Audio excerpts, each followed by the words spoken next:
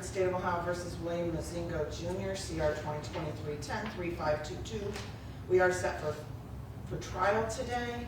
He is here with his attorney, John Grevin, on behalf of the state, Assistant Prosecutors Jamila Mitchell and Emily Williams. And we were getting ready to select a jury. It's my understanding that the parties may have at least reached an agreement as to what charges defendant would plead to, with a free to argue, and also a discussion has been made about going ahead and doing the sentencing today with a break in between plea and sentencing.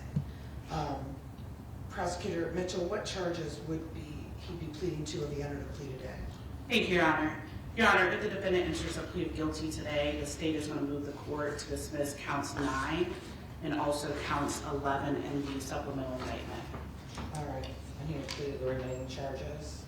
Yes, Your Honor, and it is free to argue. The state will be asking for a minimum of 25 years in prison.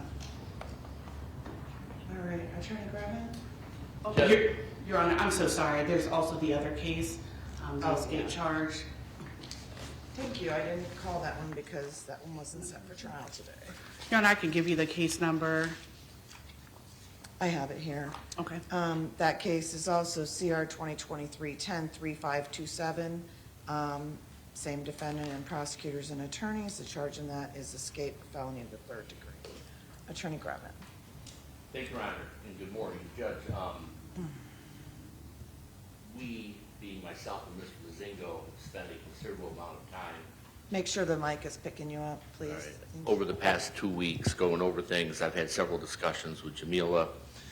We had an opportunity to meet with the court last week. We are prepared for trial, as is, I'm sure, the state of Ohio. However, my client has decided to enter a plea of guilty. Part of that reason is he does not wish to have the victim go through testifying in this situation. I would ask the court to inquire of him. All righty. Mr. Mozingo, you've heard the statements of your attorney. Yes, ma'am. It's my understanding you intend to enter a plea of guilty today. Is that correct? Yes, ma'am. Okay. So the charges you'd be pleading guilty to, 2 counts of kidnapping. Those are both felonies of the 1st degree. They carry a potential penalty of 11 to 16 and a half years in prison under the Reagan-Tokes Act. That would be the indefinite sentencing portion. The minimum is 3, the max is 11, plus the tag on. You understand that? Yes, ma'am. All right. And the felony 2 felonious assault is 2 to 8 years, so the maximum would be 8 to 12 on each of those counts. You understand that? Yes, ma'am. Okay. And then there are 5 counts of the felonious assault. The abduction and the strangulation are both felonies of the 3rd degree. They carry 9 to 36 months in prison and up to a $10,000 fine. Do you understand that? Yes, ma'am. Okay. The felony 2s are up to a $15,000 fine. Felony 1's up to a $20,000 fine. Do you understand all that? Yes, ma'am. Okay. So, you know there's no agreement as to sentencing, correct? Yes, ma'am. Okay. And let's make sure that the mic is also picking him up. There's a second mic there that he can use, or however you guys want to proceed with that. All right. Okay. There's no agreement as to what the sentence is going to be, correct? Yes, ma'am. You've had enough time to discuss this with your attorney? Plenty. And are you satisfied with his advice and handling of your case? Yes, ma'am. Okay. So when we look at the charges, this is a violent offender charge, so you would be required to register under the violent offender registry. Do you understand that? Yes, ma'am. Okay.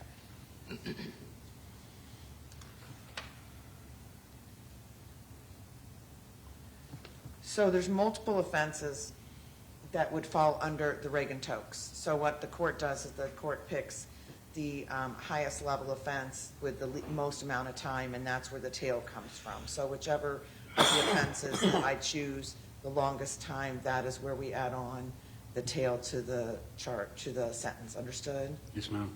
Okay. So with the Reagan-Tokes Act, there's 2 different ways it could go. One, it's possible to earn good time credit of 5 to 15% against your sentence. If the ODRC decided to recommend that to me, then it would come to the court for agreement or non-agreement. If the court did not agree, I would notify the state and the victim, and we would have a hearing. And at that hearing, I would make a determination whether or not to grant that good time credit. So at that hearing, there's a presumption that you will be granted that early release unless the evidence overcomes that presumption. And these are the things that I would have to find in order to deny you the good time credit.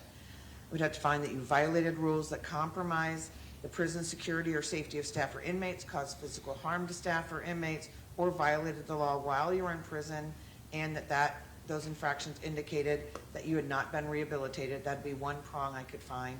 I could also find your behavior while incarcerated demonstrated you posed a continued threat to society, or if you were still classified security level 3 or higher, or if you did not productively participate in a majority of rehabilitative programs that were recommended by ODRC, or did not complete successfully a reasonable number of programs that which you started.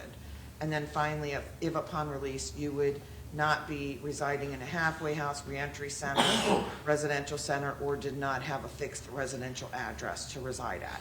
Any of those 5 things, I could say I did not agree with early release. The presumption for early release was rebutted, and then you would stay and complete the minimum sentence that you would be sentenced to. You understand that? Yes, ma'am. All right.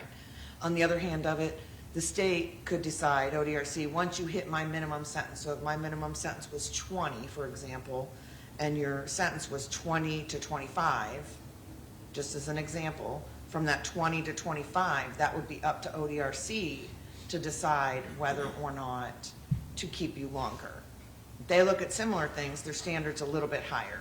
So they would look at whether you violated rules that compromise prison security or safety of staff or inmates, caused physical harm to staff or inmates, or violated the law while you were in prison.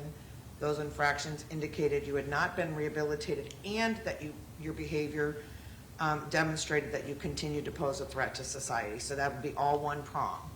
The second thing they could look at is whether you were in extended restrictive housing at any time of the year prior to your release, or if you were security level 3 or higher. So as you know, when you go to Lorraine, everybody starts out as a security level 3. So you'll be a security level 3 to start. And then the question is whether you can move off of that level 3. And that would depend upon your behavior while you're there and all the other factors that they take into account. So if you're still at security level 3 at 15 years, that's problematic. That means you're not doing anything, to change while you're there. So if after the hearing they decided to keep you longer, they would set a new release date and they would go through that same process again. They could not keep you longer than the end date that I give you on that indefinite sentence. You understand all that? Yes, ma'am. All right, there's no agreement as to judicial release. I look at the same things for judicial release that that ODRC would be looking at. When you're in the prison, are you staying out of trouble?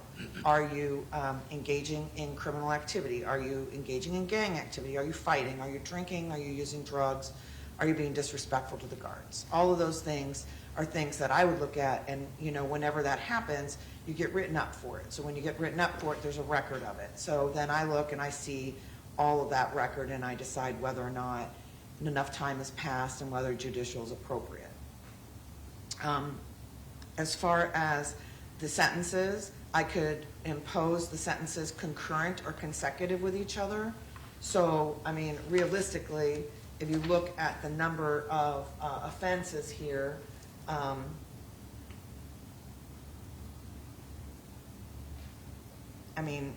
really, I could impose 50 years.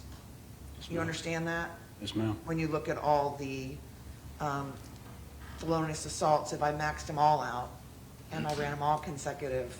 So I just want to make sure it's clear on the record you understand that my minimum sentence could be that high. Yes, ma'am. And I guess the state is requesting 25. Okay. Do you have any questions about any of the penalties that you're facing? None. Okay. I'm sure your attorney's done a good job reviewing all of that with you. Now, has anyone threatened you or forced you to enter into this plea? No, ma'am. Okay. Has anyone promised you anything to enter into this plea other than what you've already heard on the record today? No, ma'am. And currently, are you under the influence of any alcohol or drugs? None. Is there any reason, any medications, or any mental or physical disability that could cause you to not fully understand what you're doing today? No, ma'am. Okay. And you understand you do have the right to a trial. We're set today for a trial. Yes, ma'am. Okay. So I'm going to review those rights that you have on the record, as I'm required to do. And then, once you have indicated to me that you understand them, then I will ask you if you're going to waive your trial.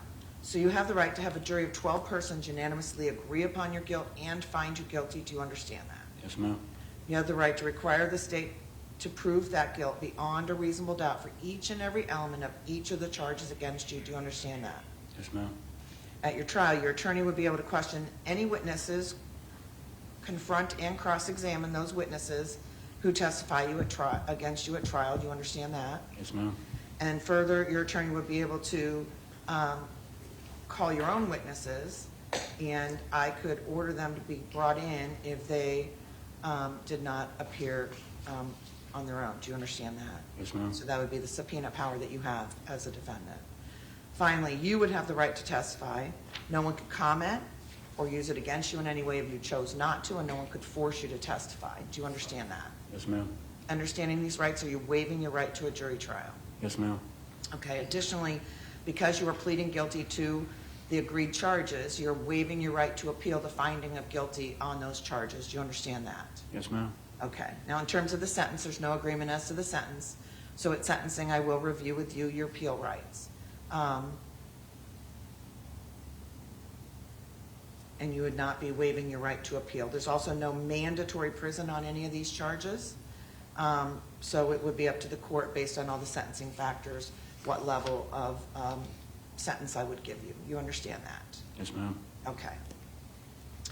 I don't want to gloss over the violent offender form.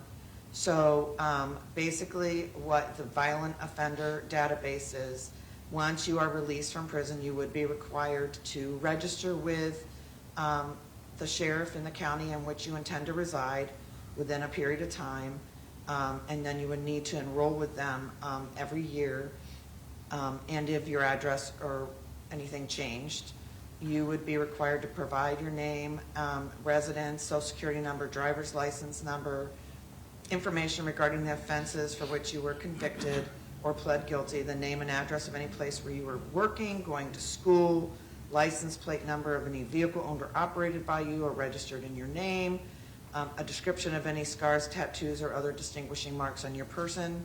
You also need to provide the sheriff with fingerprints and palm prints, get photographs of you at the time of enrollment, and then, like I said, you have to re-enroll annually, and that is for a period of 10 years. If you change any addresses or any of the information, you need to update it. Understood? Yes, ma'am. I'm going to actually read this to you at sentencing, but I just like to make sure it's clear on the record you understand what the violent offender registry entails. I do. Okay. Finally, if upon completion of your prison sentence, if you serve your entire sentence, then upon release, you would be supervised on post-release control for a mandatory minimum of 2 years up to a maximum of 5 years as part of your sentence as determined by the parole board. You understand that? Yes, ma'am.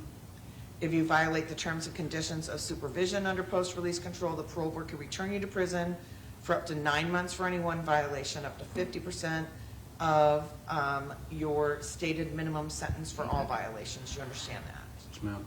And if you're convicted of a new felony while on post-release control, the sentencing court in that new case can not only sentence you on their case, they can sentence you to a consecutive prison sentence, in this case of 1 year, or the time remaining on your post-release control, whichever is greater. Do you understand that? Yes, ma'am. Do you have any questions about post-release control? None. Do you have any questions about any of the rights that you're waiving or any of the consequences that you are facing in this case? None. Okay. So at this time, I am going to take your plea. On count 1, knowing what your rights are, what the effect of your guilty plea could be, how do you plead to kidnapping, a felony of the first degree? Guilty.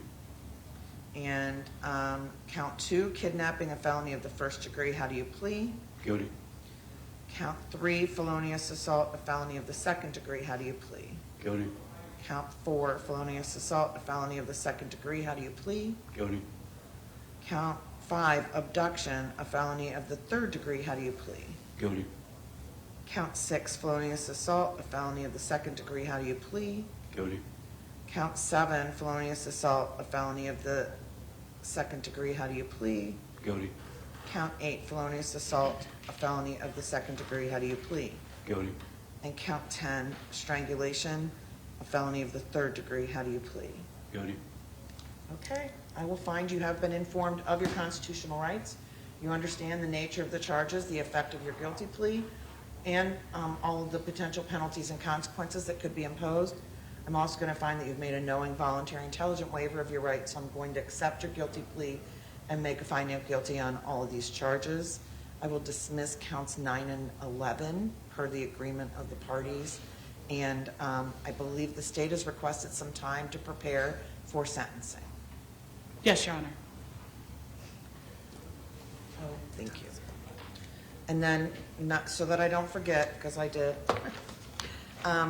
in case 2023-10-3527, the charge is escape, a felony of the 3rd degree. How do you plead to that case, sir? Guilty. Okay. So, is an hour appropriate? Can you be back at 11:30? Yes, Your Honor. All right. So we'll be back at 11:30. We'll take a break and give the state some time to prepare for sentencing. And then at 11:30, we will proceed with sentencing. Thank you.